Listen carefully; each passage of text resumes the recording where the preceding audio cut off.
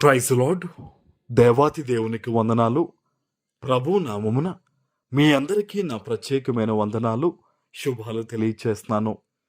ఈ దినము కొరకు ఏర్పాటు చేయబడిన దేవుని వాగ్దానము 68వ కీర్తన 28వ వచనము. నీ దేవుడు నీకు బలము కలుగా నియమించుచున్నాడు. దేవా, నీవు మా కొరకు చేసిన దానిని బలపరుచుము. దేవుని నామానికి మహిమ కలుగునుగాక. ఈ విశ్రాంతి దినాన దేవాతి దేవుడు బలమైన వాగ్దానమును నీకిస్తూ నిన్ను బలపరుస్తూ ఉన్నారు. ఆమేన్. నీ దేవుడు నీకు బలము కలుగా నియమించుచున్నాడు. ఈ రోజుల్లో ఉన్న పరిస్థితులను బట్టి కానీ, నీ జీవితమును బట్టి కానీ, నీ జీవితములో ఎదురవుతున్న కొన్ని ఒడిదుడుకులను బట్టి కానీ నువ్వు బలహీనుడు అవుతున్నావు, బలహీనురాలు అవుతున్నావు. అదే కదా కొంతమంది దేవుని సన్నిధిలో కన్నీటితో ప్రార్థిస్తున్నారు. దేవా, దీనిని ఎదుర్కోవడానికి నా బలము చాలదయ్యా, ఈ భారము దించుకోవడానికి నా బలము చాలదయ్యా, ఇదిగో నా బిడ్డలు వివాహము చేయడానికి నా బలము చాలదయ్యా, ఈ రోగమును జయించడానికి నా బలము చాలదయ్యా అని నీవు ప్రార్థన చేస్తున్నావు కదా. నీ తండ్రి చెప్తున్నాడు, నీకు బలము కలుగా నియమించబోతున్నాడు ఆయన. నీ శరీరమునకు, నీ ఆత్మకు దేవుడు బలమును ఇస్తూ ఉన్నాడు ఆయన, బలము ధరింపజేస్తున్నాడు ఆయన. ఈ ఉదయకాల సమయంలో ఈ వాగ్దానమును బట్టి నువ్వు బలాన్ని పొందుకోబోతూ ఉన్నావు. నూతనమైన అగ్ని నిన్ను ఆవరించబోతూ ఉంది. హల్లెలూయా. ఇక నుంచి నీ నోటి వెంబడి ప్రభువా ఇదిగో నా వల్ల కాదు అని అనడం కాదు, కానీ ఈ వాగ్దానమును బట్టి నేను బలాన్ని పొందుకుంటాను.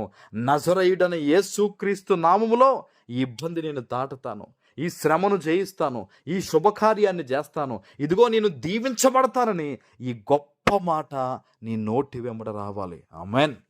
ఎందుకంటే నీ తండ్రి చెప్తూ ఉన్నాడు, నీకు బలము కలగా నియమించుచున్నాడంట ఆయన.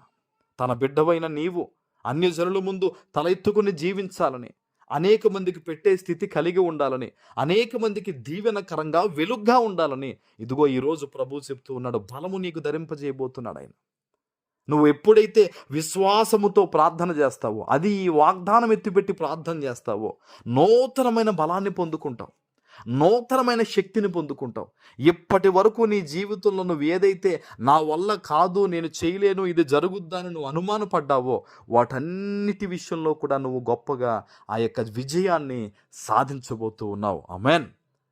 నీవు మా కొరకు చేసిన దానిని బలపరుచుము. దేవుడు నీకు ఇచ్చాడు, ఈరోజు ప్రార్థన చేయగలిగిన నోరిచ్చాడు, మోకాళ్ళు వేయడానికి మోకాళ్ళలో బలాన్ని ఇచ్చాడు, కన్నీరు విడవడానికి దేవుడు నీకు అవకాశం ఇచ్చాడు. నీ చేతిలో సమయం ఉంది గనక ప్రార్థించు. నీ శక్తి ఉన్నప్పుడు ప్రార్థించు.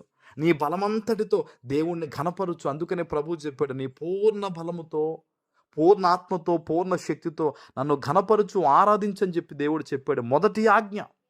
నువ్వు ఎప్పుడైతే ఈరోజు ఈ ఆజ్ఞను జ్ఞాపకం చేసుకుని ప్రార్థిస్తావో, ప్రియ దేవుని బిడ్డ, నేను చెప్తున్నాను, రాజులను ఎదుట సాగిలు పడతారు, అధికారులు నీ ఎదుట చేతులు కట్టుకుంటారు.